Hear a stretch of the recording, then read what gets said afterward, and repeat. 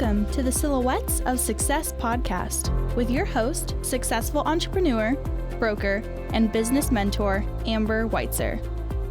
Because success comes in all shapes, sizes, and styles, the Silhouettes of Success podcast is shining the light on industrious women with a collection of curated conversations of intentional inspiration designed to inspire your heart, ignite your mind, feed your soul, and gift you with actionable insights directly from inspirational, everyday women who've shown tenacity, grit, and grace, having taken on the challenges in their lives and business and won.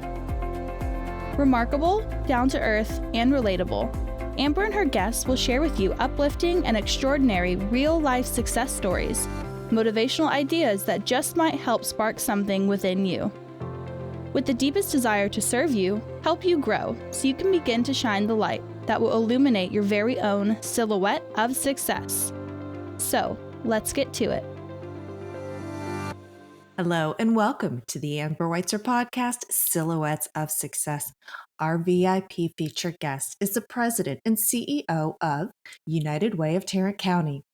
Over the course of her career, she has held corporate positions in community relations, marketing communications, investor relations, and public affairs with Fortune 500 companies in oil and gas and retail and in regional community banking. She is a passionate community advocate. She serves as a director on several boards and is an active member of many outstanding organizations. She serves on the President's Advisory Council for Texas Wesleyan University and the Chancellor's Advisory Council for Texas Christian University. In 2015, she was listed in Fort Worth CEO Magazine's 20 Women to Watch. And in 2020, 2021, and 2022, she was named by Fort Worth Magazine as one of the top 400 Fort Worth's most influential people. Drum roll, please. In 2020, the PGA recognized Leah as a healthcare hero for her leadership and response during the COVID-19 pandemic. Married to her best friend Barry and totally obsessed with their grandson. Silhouettes, please help me welcome Leah King to the show. Hello.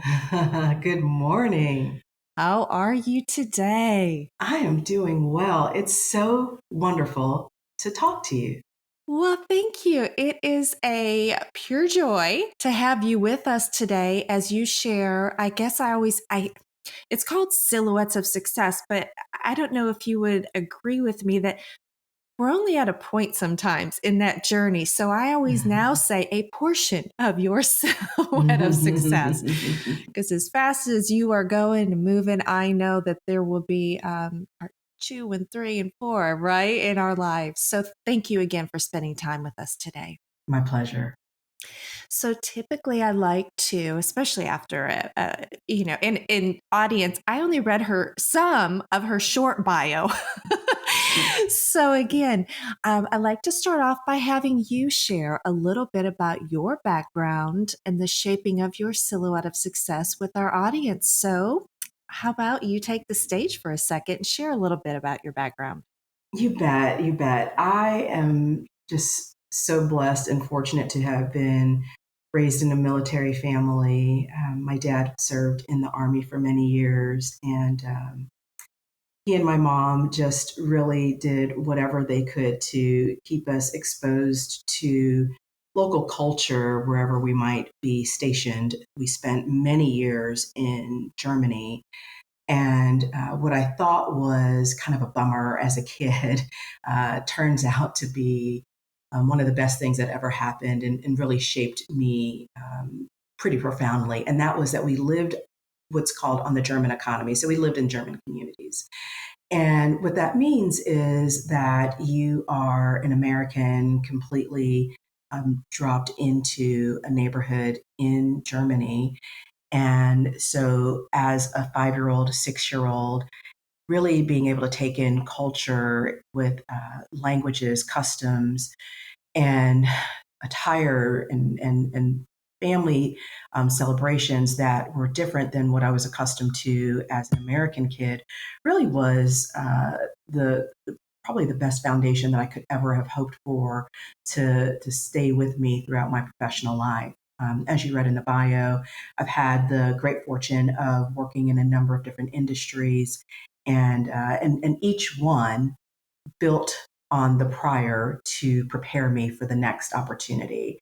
And so I'm just thrilled to be able to be where I am today and not only do the work that I get to do, but also spend time with people like you, Amber, and sharing some of those highlights of the journey that maybe might encourage someone else to keep moving forward, and understanding where you are today, as you said, doesn't necessarily mean that's the end of the story. It's just another step on this journey that we call life.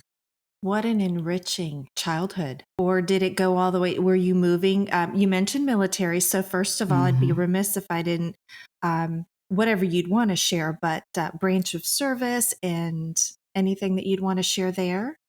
Sure. So my dad was in the Army, and he joined right out of high school, uh, was in California. I was actually born in LA, and he and my mom were in California while he was in training.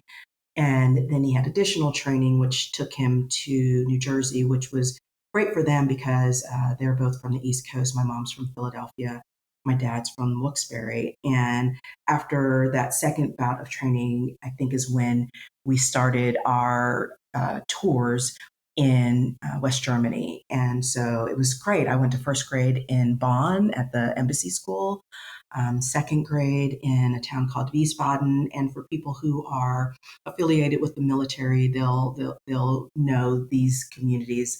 I'm saying where I went to school, not where I lived, because where I lived were very small, remote areas. And in between there, we would come back to the States frequently to El Paso. So I went to school in Fort Bliss for a while as well. I changed schools almost yearly, and that was very, very challenging. And I do have a younger sister, but she's 6 years younger than me. So some of those experiences were tough to feel like it's just you and your parents. So I was really happy when my sister was born. She was born in Germany, and it gave me a chance to have almost like a new little toy. She was my doll, and we were and still remain pretty close to this day. What an amazing childhood. And thank you to your dad and your family for the service, because it's never done and it's always in the heart. So thank you for that. I So, appreciate you saying that. wow. Oh my goodness. All right. So we're going to jump into a day in the life of.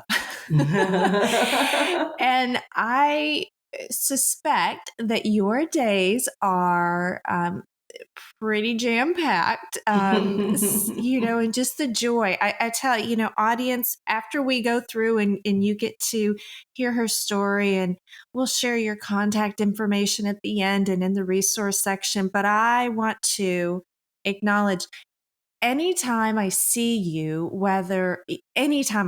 just put it that way, you're just so effervescent. You just immediately, in hearing and talking, you just immediately light the room up. So I've got to put that out there right now. I think that audience has already picked up on that energy with you, but I'm sure your days are jam packed. So when the alarm clock or the alarm goes off and your work day begins or business day, what does a day in the life look like for you? Are you more structured? Do you have a routine? Are you more spontaneous? Talk to us about that. So I really prefer structure. I like to get up in the morning, do some kind of workout. That might be anything from cycling to yoga. I try to mix it up. And my goal is to get at least 3 to 4 days. If I can get 5 days in a week, that's great. A lot of that is dependent upon how early my day starts.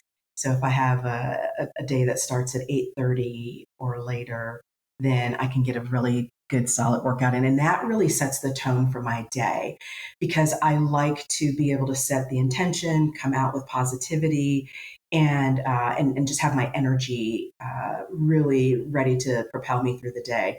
A day in the life is never the same, and but what is predictable is that it's full of meetings. And it's great because I do have the opportunity to meet with so many different people, learn about things that are happening within our community, share what's happening at United Way with those who are looking to learn a little bit more, and really advocating for people who are working hard but are having a difficult time at moving forward for one reason or another.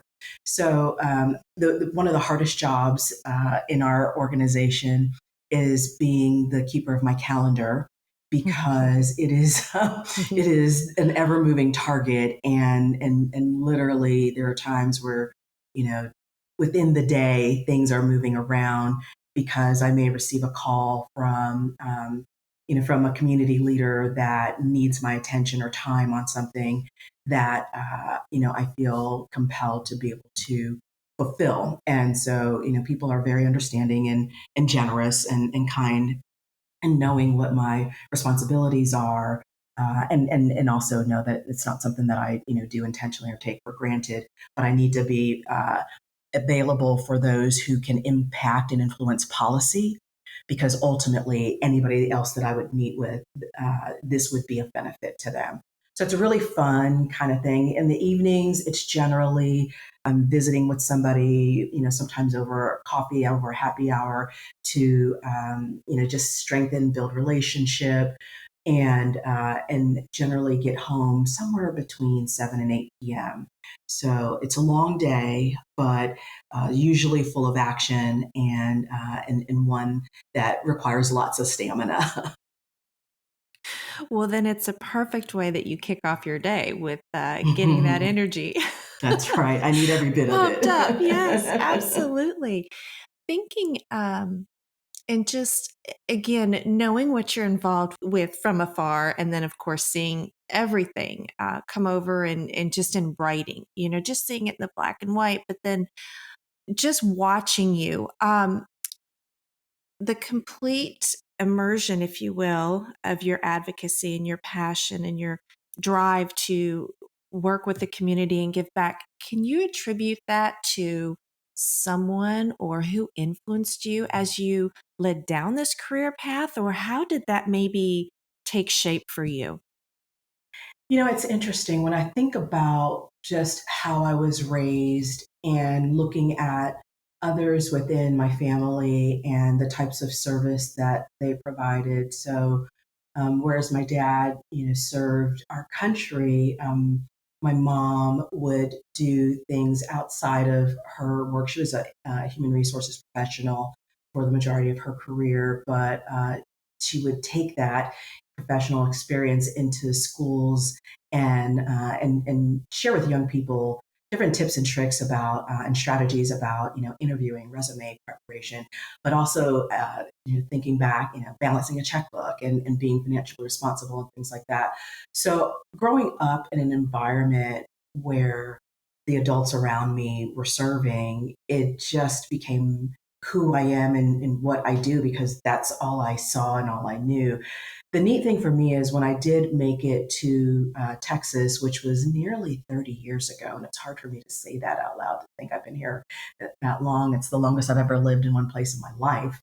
But when I got here, I came originally for a week long training back in the late 80s, maybe early 90s. And I just felt a connection with this area. And so when I had the opportunity to move here, I knew for the first time that I got to pick where I lived, which was really a unique thing for me. And I just committed to saying thank you to this area for being so receptive and receiving and embracing me and welcoming me in a way that allowed me to get involved and to serve. So I really just feel this sense of responsibility to say thank you, and I do it in a way that kind of manifests itself in my professional career, but also in the things that I do on a volunteer basis too.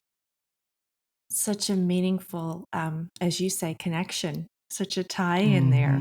Yeah. Wow, beautiful. If you could think back, or maybe it's something you share with folks that come your way and want to pick your brain of experience and wisdom, what do you wish someone would have told you, or what do you share entering the workforce as you embark upon that path? Is there something you wish that, that little kernel of knowledge, oh, that would have been good to know? Or is there Mhm. anything you can think of? Yeah, a couple of things. One is really just practical, and that is understanding your body's physical response to nervousness or stress. So, sitting in a meeting, you might be one of the youngest people there, you might be the only, fill in the blank, only woman, only person of color, whatever that case may be. And you have to find that courage deep down to contribute and add value to the discussion. That is not easy to do. It takes practice. And so I wish someone would have said to me, it's normal to feel that way. Everybody does. And once you practice that, it is a skill and it allows you to manage those responses that are happening within your body. And a part of that also that I wish I would have understood earlier is to embrace those things that appear to be difficult or challenging and work with and through them and not just shy away or not volunteer for things that appear to be a challenge. And I mean volunteering professionally if there's a special committee or something ad hoc that's going on inside of your organization that isn't necessarily within your professional background. Volunteer for it anyway. You're going to learn quite a bit. You're going to be able to meet probably new people outside of your department and develop relationships that could last entire through your entire professional career. So don't shy away from those things that seem to be challenging or difficult. Lean into it. If it was easy, everybody would be raising their hand to do it, but you have the opportunity to gain so much, and it will serve you through your life, whether personally or professionally. How do you, maybe on that same train of thought with that advice, you said it's practical, it's mind blowing because it seems so practical. You're right, but it is, unless someone brings that to your awareness, we don't know that. We don't know that we need to practice that it is a Yeah. skill. So what you just shared, I always tease, I write notes. I'm a note taker and I go back and listen. So thank you for sharing that, because I think that's great for all of us. And if maybe someone has known a portion of that, for it to be articulated, Mhm. you really sit back and think and then picture yourself, okay, do I know that? Did I really know that? No. So thank you for that. But thinking maybe in a snippet of that wisdom, how do you perhaps get unstuck if you get stuck, or if you need motivation? What do you do to maybe break down seemingly a barrier between you and maybe a goal or dream? Do you have any Mhm. tips or Mhm. tricks for It's us? a really interesting question. And I am so fortunate. And I think many of us are. We don't necessarily look at it this way, but there are people that are led into your life to serve so many different purposes. And, when I feel that I'm stuck, there are several ways for me to work it out. I say often that when I cycle in the morning, that's just me, the bike, and God just like working some things out. And, it's literally a workout for me. And so I try to use that to be very focused on what I'm doing. But inevitably, there are things that can become clearer. So we have to step back from the noise and clutter at times to really give our minds that opportunity to be creative.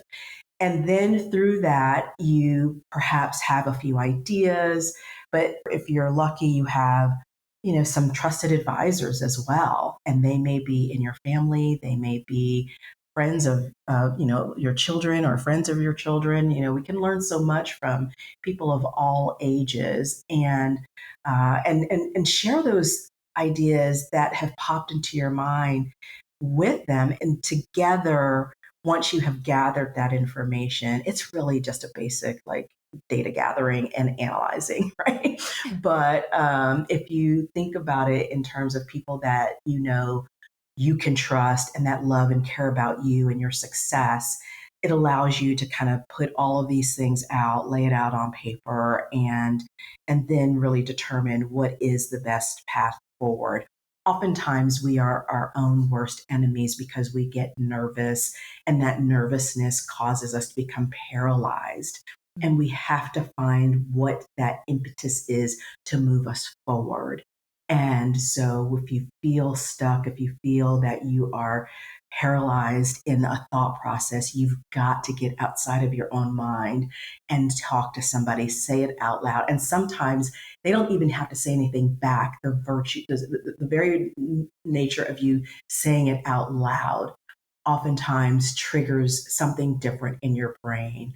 And so those are some of the things that I try to do, particularly when I've got a challenge that I feel like I'm afraid, I'm nervous, I don't want to make the call. As leaders, you have to make the call and you have to be comfortable with it and you have to own it. It's not always going to be the right call, and that's okay. But you're expected to make that call. And if you're fortunate, you've got a lot of people around you that are able to help support you through those types of decisions. That is fantastic. And you answered one of the other questions, which is amazing. And it would be, and everything you shared it sounds also familiar for so many of us. So just employing those practices and your suggestions on what helps you definitely helps inspire us to take that thought process into application. But I was going to ask you also, as a prominent business leader, where do you find support? And you've mentioned a couple of those things, speaking to your colleagues or your trusted advisors. Yeah, I think it's important for each of us to have that group. And sometimes you have multiple groups because they can serve different purposes in different areas of your life. And so, again, I think people are sent into our lives for different seasons, for different reasons, and understanding what that is so that we can pour into them. And what inevitably happens is they pour it back into us. And it's not something that you're seeking or that it's expected, but it is a beautiful blessing that happens on a regular basis. And so, being comfortable with having conversations, and there are times, and I remember being much younger and being at conferences and going up to the speaker and saying, I'm so inspired by what you said. And they would share their business card or phone number or email and say, feel free to call me. And I would not do it. I would be nervous, say, oh, they're so busy. They don't want to hear from me. Yes, they are busy. But if they truly meant it, they'll find some time. They'll find some time for a call or for a cup of coffee or something like that. And I try to be that person. I try to share time because I wish there were people that I had that had this kind of experience that were available to me when I was trying to find my way professionally. And so I like to be as available as I possibly can, should people have questions or if they need advice, because inevitably I'm the one that benefits in the end. It's just a great example of what happens when we seek to give something to others. Invariably, you'll find that you feel better and feel like you got more out of it than what you gave.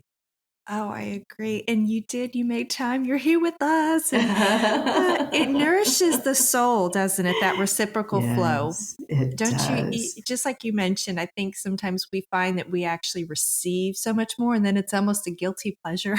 Yeah, exactly. It's so true. Just feeding. Yes, yes. Oh my goodness. Milady, I'm watching this clock and I have so many other things I want to throw your way and have you share with us. So I'm going to pick some of the big ones here Great. and keep us on track because I appreciate you so much. Thinking, and this is kind of a two-part question, was there ever a specific point in time or key event or situation in your professional life that forced you to make a monumental shift in your business or career? What was the result? And whether it was positive or painful, how did that situation help you grow? Oh, so many. Mm. So many, Where to begin? Oh, yes. I've worked for companies that have done exceedingly well. And I've worked for those very same companies that struggled. And I can tell you there's probably no more difficult thing than being laid off or let go from a organization because the business is changing. One of the lessons that I learned the first time that it happened was to not have my identity completely rolled up into the company and what I was doing professionally. And that was a devastating lesson. I prided myself, everybody that knew me knew what company, and this is a couple of companies, and it was so difficult when the company was no longer viable and hundreds and sometimes thousands of people being let go. And so it was an early lesson, thankfully, but one that was profoundly difficult. So I just had to make some agreements with myself, and that is to really remember that that was not what I was set on this earth to do. Was to be, employee, be known as employee of this company. I'm Leah, and there's so much more to me than where I work or what I do, and I needed to remind myself of that. So I would encourage anyone, I don't care how much you love your company and how loyal you are to it. I get it. I am loyal to the hilt to United Way of Tarrant County, and I will do anything I can for the success of that organization, but not at the expense of Leah or Leah's family. And certainly just my own identity. If that organization let me go today, I'm going to be fine. And I will be sad. I will miss it, but it does not define me or who I am. So that was a hard lesson. When you're Wow. in your 20s and you start seeing these things Yeah. happening, boy, oh boy, it can rock your world. Yes, for sure. Absolutely. Thinking back too on that a little bit, your most treasured successes or most meaningful accolades or achievements, does anything stand out that's special, extra special to you that you'd want to share with the audience? Yeah, probably two things. The first Okay. one is especially for those listeners of yours who might be grandmothers, the first time to hear your grandchild say your name, like nothing comes close to it. Nothing. So, that's just something a little personal. On a professional note, I would say certainly, the way our organization stood up during the height of the pandemic, and to a certain degree, we're still in some of the response of the pandemic because of just how devastating it had been to so many families. But I cannot tell you how proud I am to be part of an organization and a group of people that care so deeply and are committed to a degree that they literally give everything they have all the time, all the expertise, pooling every resource possible to provide support for people within our community. As an example, we typically, before the pandemic, were serving about 300,000 people a year within Tarrant County. We're in excess of 550,000 people, and we've only added about 5 people to our team.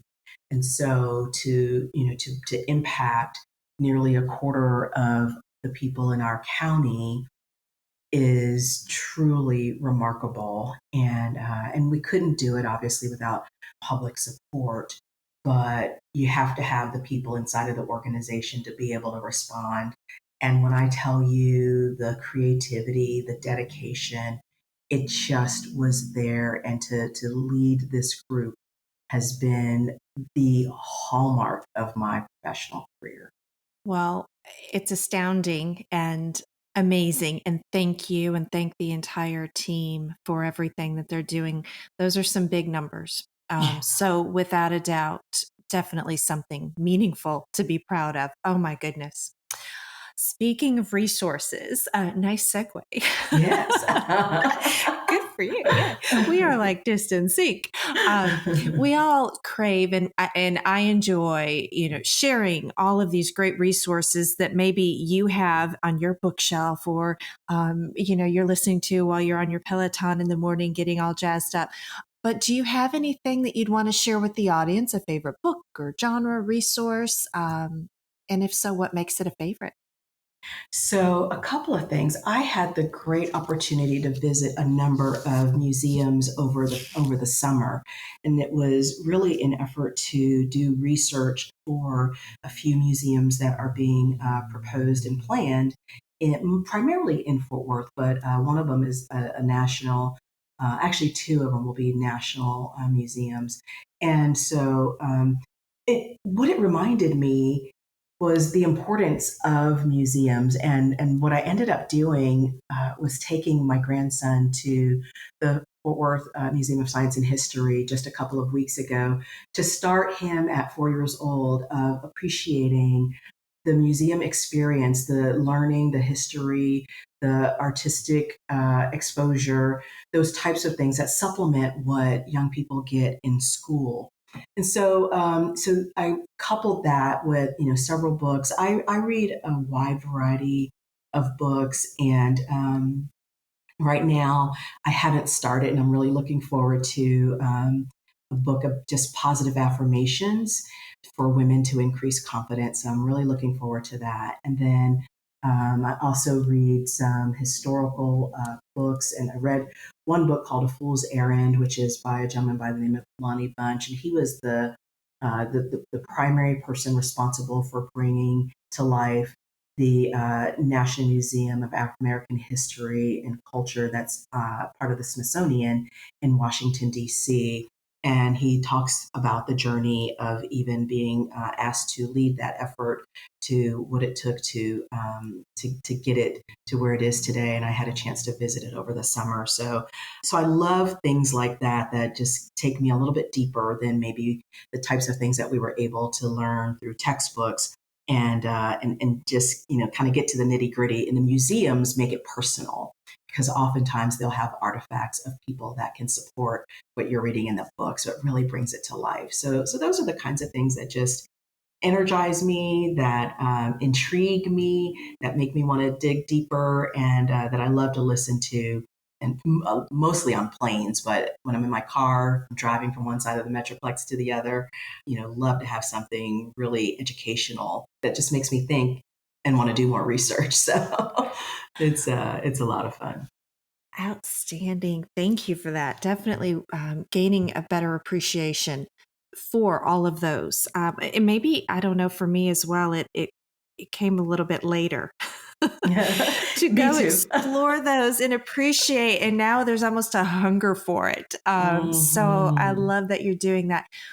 All right, milady, it has been awe-inspiring to listen and visit with you today. And as we are wrapping up and keeping the promise to the audience to share intentional inspiration, do you have a favorite piece of key go-to advice that was either shared with you or that you share that you'd like to share with the audience? The big thing, and if you talk to my son and say, okay, what is it that you've been told your whole life? And that is to trust your gut.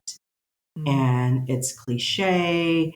People have heard this before, but I cannot express how important it is because innately we know more than we often give ourselves credit for. And if we take a moment just to be still and be quiet and to think on what it is that we're trying to figure out or accomplish, there is a voice inside. And you can say that is your inner voice that may be, for some people, that may be God speaking to them. Whatever that is, trust it.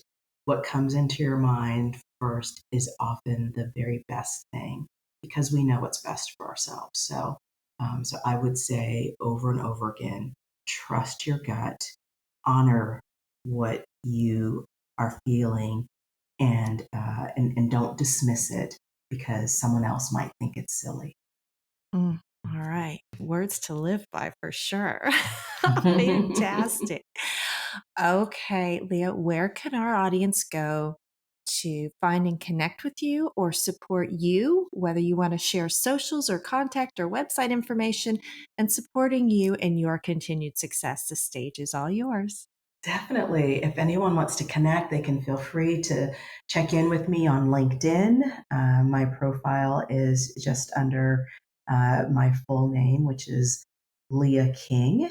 And there's probably more than one Leah King out there. So you can find that by searching also United Way of Tarrant County, and that'll get you to me closely. I'm on Facebook as Leah McCloe King. That's my maiden name, MCCLOE. And on all the socials. I think I'm on Twitter as Leah King FW, something like that. But connect with me there. And, if you have anything you want to follow up with personally and you didn't hear it here today, reach out to me on any of those platforms and let's continue the conversation.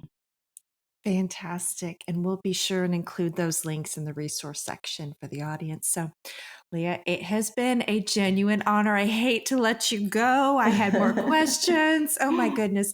But thank you. So appreciate you taking time and spending that with us, sharing a portion of your silhouette of success. You are a true light and inspiration for us all. Thank you. Thanks, Amber. Thank you for joining us on this episode of the Silhouettes of Success podcast.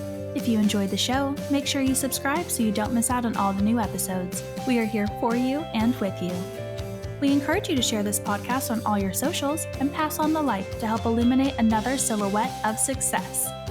To find out the latest ways to inspire your heart, ignite your mind, and gain actionable insights, subscribe at thesilhouettesofsuccess.com or connect with us on Facebook, LinkedIn, and Instagram.